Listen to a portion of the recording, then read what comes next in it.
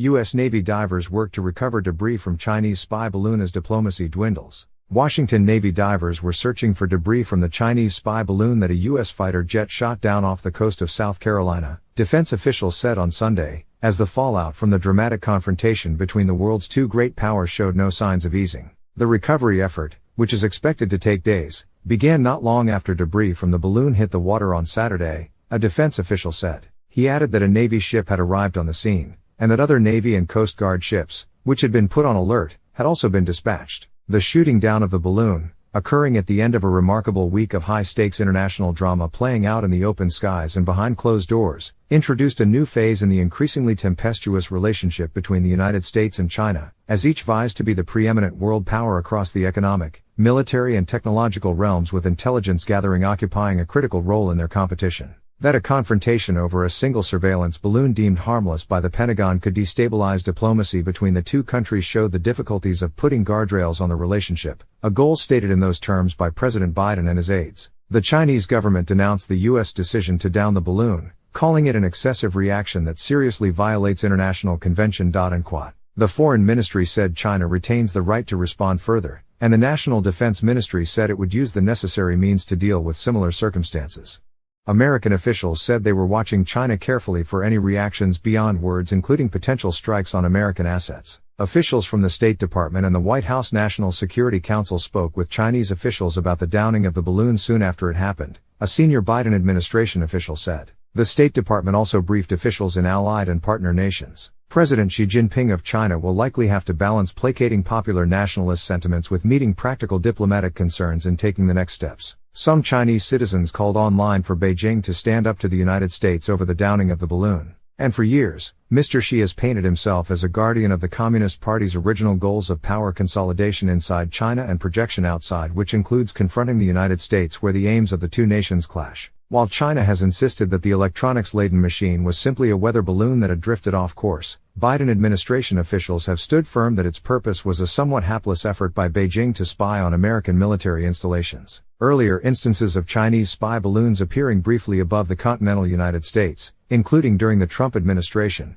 went unnoticed at the time, but were later uncovered, the senior Biden administration official said. The latest balloon began drifting into U.S. territory on January 28, when it entered Alaskan airspace near the Aleutian Islands. Pentagon officials said they took steps without offering specifics to make sure the balloon did not yield much fruit as it hovered near Malmstrom Air Force Base in Montana and other installations. They also said China could glean the same amount of intelligence from a spy satellite. A U.S. official said on Sunday that there were ways for intelligence officials to feed false information to the balloon, which would largely render the information it gathered worthless. He declined to say whether that was done in this case. Nonetheless, the incident turned into a full-fledged diplomatic quarrel between the two powers, with Biden administration officials admonishing their Chinese counterparts and Secretary of State Antony J. Blinken canceling what was to be the first trip to China by a Biden cabinet secretary. Mr. Blinken said he told Wang Yi, the Chinese Communist Party's top foreign policy official, that China had violated U.S. sovereignty with the balloon and that he would visit Beijing when conditions allowed.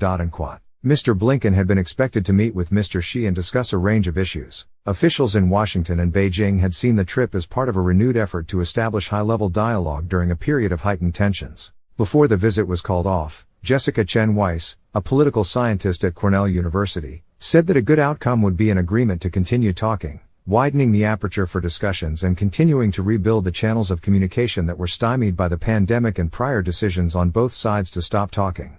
Pentagon officials have made clear that they plan to collect every piece of debris that Navy divers can retrieve, for America's own intelligence purposes. Once the debris is collected, the Pentagon is expected to hand it over to be studied by various federal intelligence and law enforcement agencies. For days before the balloon was shot down, American officials debated various ways of bringing it to Earth, including using a giant net or hook. A senior administration official said on Sunday that in the end, U.S. officials concluded that the balloon was so big that firing a missile was the only viable option. Both General Mark A. Milley, the chairman of the Joint Chiefs of Staff, and Defense Secretary Lloyd J. Austin III conveyed the military view that trying to lasso a balloon at 60,000 feet was not a good idea. NASA scientists gave officials an analysis of the expected debris field, the administration official said. Because the balloon was shot down in relatively shallow water, Pentagon officials believe the recovery effort will not be difficult. A Navy salvage ship was en route, the official said, and would support divers retrieving the balloon's components in roughly 50 feet of water. At that depth, The divers can spend about an hour and a half on the bottom and can use civilian-type scuba gear instead of needing specialized deep-sea equipment.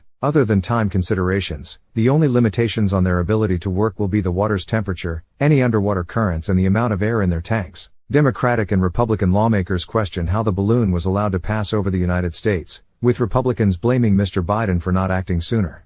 "We should have shot this balloon down over the Aleutians instead of letting it float across Middle America on its merry way," Senator Tom Cotton, an Arkansas Republican who sits on the Intelligence Committee, said on Fox News Sunday.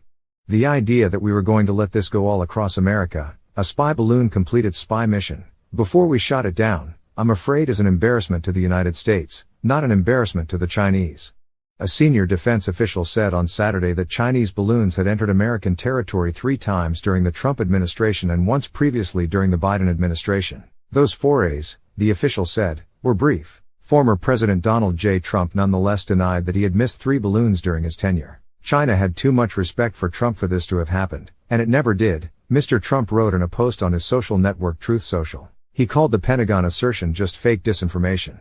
Several senior national security officials from the Trump administration have asked why they had never heard of the spy balloon encroachments. On Sunday, the Pentagon was standing firm. Chinese government surveillance balloons briefly traveled across the continental United States at least 3 times during the Trump administration and once at the beginning of the Biden administration, but never for this long, a senior defense official said in an emailed statement. The information on the 3 balloon transits in the Trump years was discovered after that administration had left, a senior Biden administration official said on Sunday night. Intelligence officials can offer briefings on China's balloon surveillance program to key officials from the Trump administration, the person said. The balloons have appeared over 5 continents, including in East Asia, South Asia, and Europe, among other places. Senator Cory Booker, Democrat of New Jersey and a member of the Foreign Relations Committee, praised the military operation to down the balloon. He described it as a decision that was focused on protecting human life, but he cautioned that the incident should not have happened at all.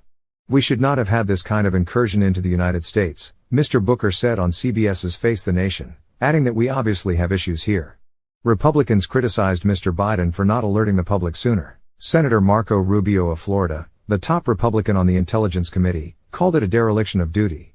"Why didn't the president go on television?" Mr. Rubio said on CNN's State of the Union. Quote, "He has the ability to convene the country and cameras and basically explain what we're dealing with here and why he's made the decisions he's making and what they intend to do." Privately, Biden administration officials called the criticism political. One administration official acknowledged that in the coming days, there will be much Monday morning quarterbacking, but said the administration would be in far more trouble if the military had shot down the balloon over the continental United States and someone had been killed or injured. Senator Chuck Schumer, Democrat of New York and the majority leader, said on Sunday that the Defense Department would brief the full Senate on the episode next week. America's Western allies were quick to line up behind the Biden administration's insistence that the balloon was a clumsy attempt at spying by China. Britain's Business Secretary, Grant Shapps, told the BBC that his government supported the U.S. response. "It cannot be right to send spy balloons over the American mainland," he said. Anita Anand, Canada's defense minister, said that her government unequivocally supported the mission, and that both she and Prime Minister Justin Trudeau had been briefed on the outcome. She said the balloon had violated U.S. and Canadian airspace and international law. Reporting was contributed by Chris Buckley from Beijing, and Chris Cameron, Jonathan Swan and John Ismay from Washington.